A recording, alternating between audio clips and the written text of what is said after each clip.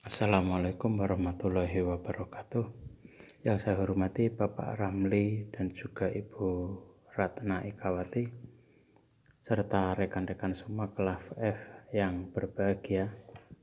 Di sini saya Kasturi bersama Bapak Fauzi Ahmad dan juga Ibu Septi Widyaningrum akan menyajikan makalah kami dengan judul Research and Development atau R&D.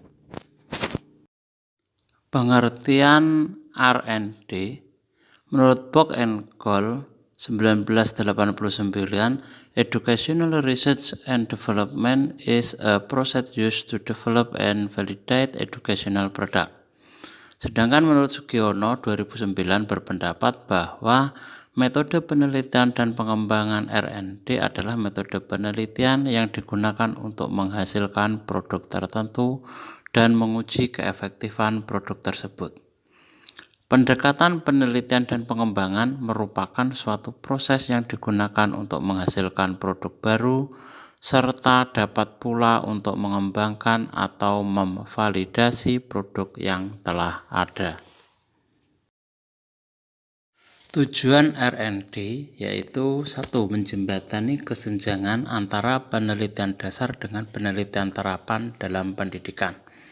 Tujuan yang kedua yaitu menghasilkan produk penelitian yang dapat digunakan untuk mengembangkan mutu pendidikan dan pembelajaran secara efektif.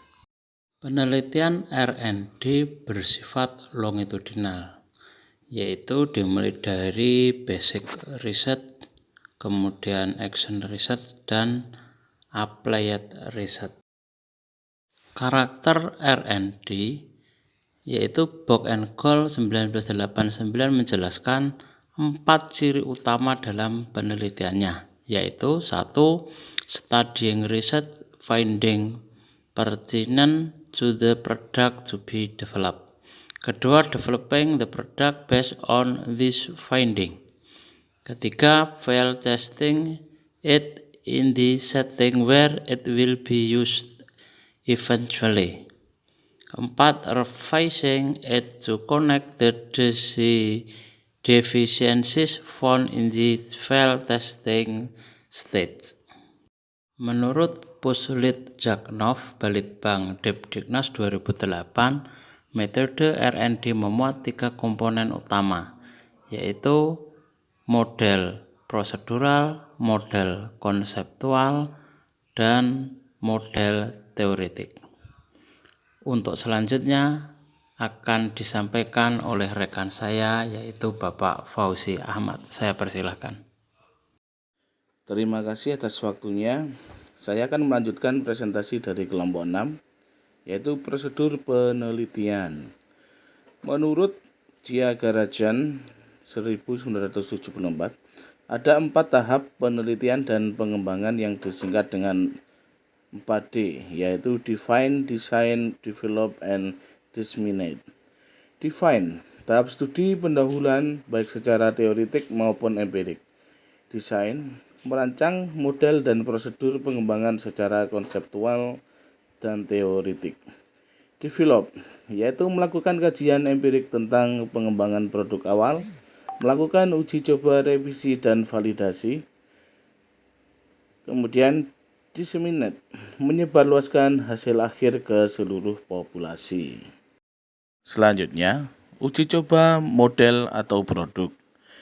Uji coba model atau produk merupakan bagian yang sangat penting dalam penelitian pengembangan, yaitu dilakukan setelah rancangan produk selesai. Uji coba model atau produk bertujuan untuk mengetahui apakah produk yang dibuat layak digunakan atau tidak, dan sejauh mana produk yang dibuat dapat mencapai sasaran model produk yang baik minimal memenuhi 2 kriteria, yaitu kriteria pembelajaran dan kriteria penampilan. Uji coba dilakukan 3 kali, yaitu 1. Uji ahli untuk menguatkan dan meninjau ulang produk awal serta memberikan masukan perbaikan. 2. Uji coba terbatas yang dilakukan terhadap kelompok kecil sebagai pengguna produk. Dan ketiga, uji lapangan sehingga uji coba mutu, model atau produk yang dikembangkan benar-benar teruji dan dapat dipertanggungjawabkan. Selanjutnya, bagan atau langkah-langkah penelitian dan pengembangan. Yang pertama, potensi dan masalah. Selanjutnya, pengumpulan data, desain produk, validasi desain, revisi desain, revisi produk, uji coba pemakaian, revisi produk, dan produk massal. Langkah-langkah penelitian dan pengembangan. 1. Potensi dan masalah. Potensi dan masalah yang dikemukakan dalam penelitian harus ditunjukkan dengan data empirik. Data tentang potensi dan masalah tidak harus dicari sendiri, tetapi bisa berdasarkan laporan penelitian orang lain atau dokumentasi laporan kegiatan dari perorangan atau instansi tertentu yang masih up to date. 2. Mengumpulkan informasi. Setelah potensi dan masalah dapat ditunjukkan secara faktual dan up to date, maka selanjutnya perlu dikumpulkan berbagai informasi yang dapat digunakan sebagai bahan untuk perencanaan produk tertentu yang diharapkan dapat mengatasi masalah tersebut. Selanjutnya, desain produk. Produk yang dihasilkan dalam penelitian research and development bermacam-macam, misalnya dalam bidang teknologi desain.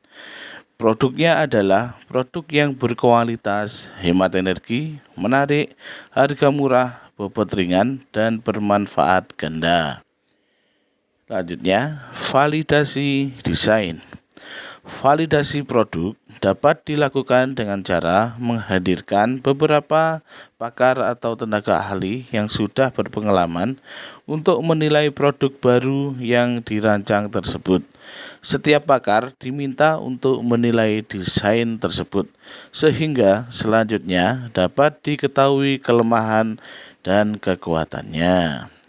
Demikian presentasi dari saya.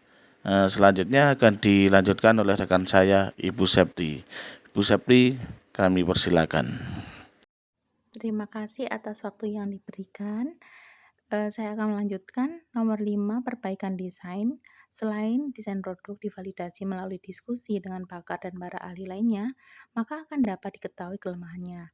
Kelemahan tersebut dicoba untuk dikurangi dengan cara memperbaiki desain. Yang keenam, uji coba produk. Uji coba tahap awal dapat dilakukan dengan simulasi dengan sistem kerja tersebut. Setelah disimulasikan, maka akan dapat diuji cobakan pada kelompok yang terbatas. Pengujian dilakukan untuk mendapatkan informasi apakah sistem lebih efektif dan efisien dibandingkan sistem lama atau sistem lain. Untuk itu, pengujian dasar dilakukan dengan eksperimen, yaitu membandingkan efektivitas dan efisiensi sistem kerja lama dengan yang baru. Selanjutnya adalah revisi produk. Revisi produk untuk memaksimalkan atau menangani kekurangan pada sampel setelah pengujian produk. Setelah direvisi, maka perlu diuji coba lagi pada kerja yang sesungguhnya. Pengujian sistem dengan pengumpulan data melalui kuesioner dipandang kurang akurat, maka dalam kenyataan pengujian kecepatan produktivitas kerja tidak menggunakan kuesioner, namun melalui pengamatan dengan instrumen yang valid dan akurat. Yang kedelapan, uji coba tahap awal. Setelah penyajian terhadap produk berhasil dan ada revisi yang tidak terlalu penting, maka produk dari sistem kerja baru tersebut diterapkan dalam kondisi yang nyata untuk lingkup yang luas. Setelah itu ada revisi produk lagi.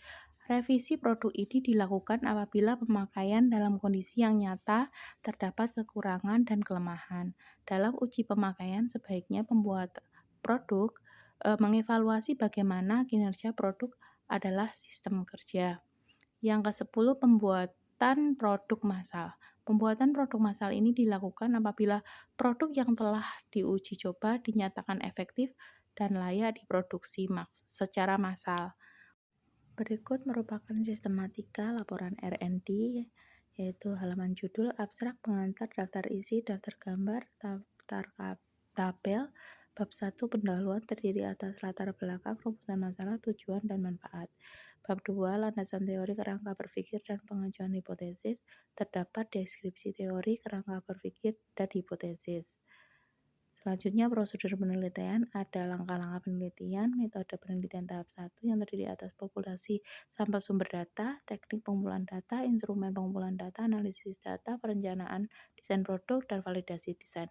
Metode penelitian tahap 2 yaitu model perancangan eksperimen untuk menguji populasi sampel, teknik pengumpulan data, instrumen penelitian, dan teknik analisis data. Bab 4, hasil penelitian dan pembahasan, ada desain awal produk, hasil pengajuan pertama, revisi produk, hasil pengujian tahap kedua, revisi produk, pengujian tahap 3, penyempurnaan produk, dan pembahasan produk. Bab 5, terdiri atas kesimpulan dan saran penggunaan. Selanjutnya ada daftar pustaka, lampiran instrumen, lampiran data, dan lampiran produk yang dihasilkan. Terima kasih. Sekian dari kelompok 6. Jika ada salah kata, kami minta maaf sebesar-besarnya. Wassalamualaikum warahmatullahi wabarakatuh.